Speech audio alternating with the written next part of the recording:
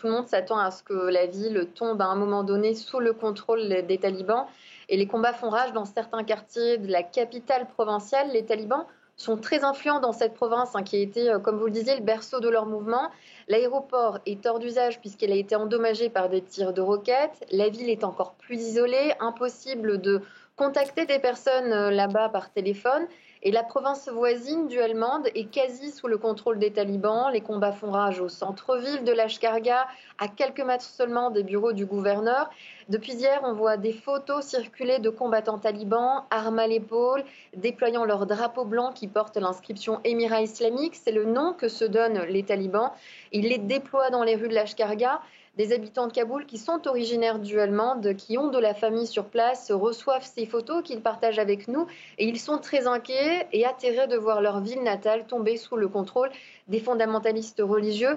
Les districts tombent les uns après les autres en Afghanistan aux mains des talibans depuis plusieurs semaines. Et dans l'ouest du pays, les combats font rage, par exemple, dans les faubourgs de la grande ville d'Herat qui se trouve de l'autre côté de la frontière avec l'Iran.